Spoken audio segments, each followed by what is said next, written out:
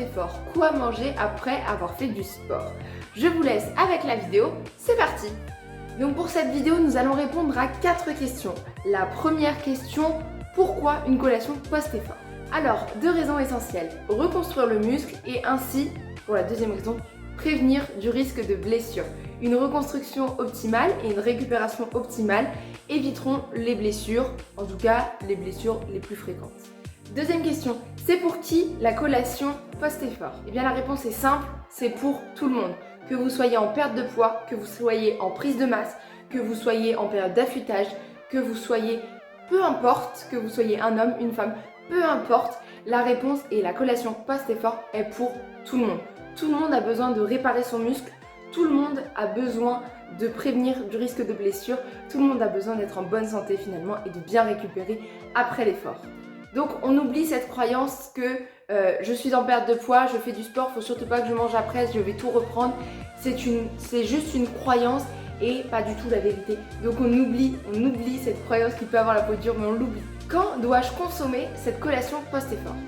La collation post-effort, c'est bien de la prendre après des efforts qui sont supérieurs à 45 minutes à 1 heure.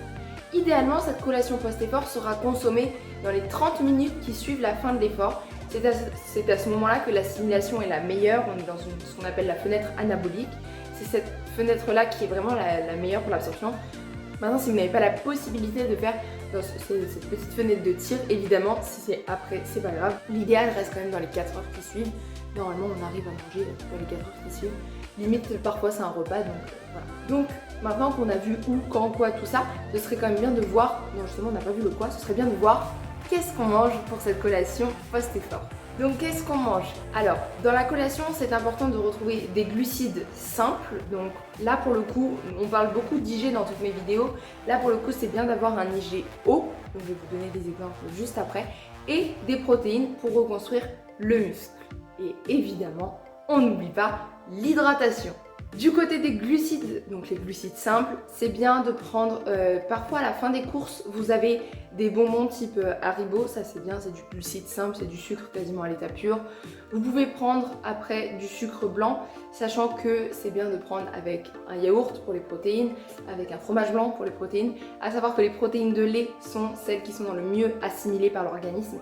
Donc le fromage blanc est une super alternative, le yaourt est une super alternative. Et une autre solution pour les sportifs, enfin les sportifs que je prends en charge dans l'habitude, moi je leur conseille beaucoup, c'est le yaourt à boire. Le yaourt à boire est une super solution. Vous pouvez le sortir du frigo, il se conserve jusqu'à 8 heures hors du frigo. Donc ça c'est top pour emmener sur le lieu d'entraînement. Même si vous vous entraînez au boulot, c'est facile à emmener. Vous avez donc des protéines de lait et du sucre. Vous pouvez compléter, voilà, si jamais vous avez encore faim, par un fruit, par des insectes ou quelque chose comme ça. Mais c'est une super alternative pour le côté combiné glucides et protéines. Ensuite, si vous n'êtes pas fanat de tout ça, ça peut être tout simplement du pain avec du jambon par exemple, ou du pain avec de la dinde, ou un œuf à la coque avec du pain. L'œuf vous apporte les protéines, le pain va vous apporter les glucides.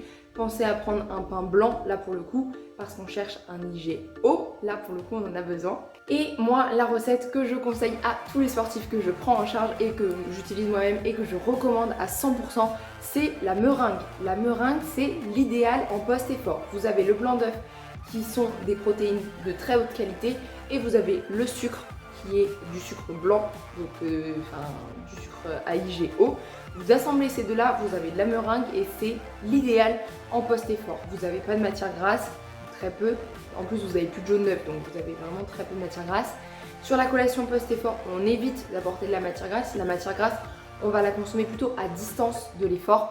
Donc voilà pour la composition de la collation post-effort. Et voilà, cette vidéo est terminée, j'espère qu'elle vous aura plu. En tout cas, si c'est le cas, n'hésitez pas à le dire dans les commentaires sur Instagram. Voilà, n'hésitez pas à repartager tout ça en story. Et surtout, d'ici là, n'oubliez pas qu'on n'est pas chez Mémé.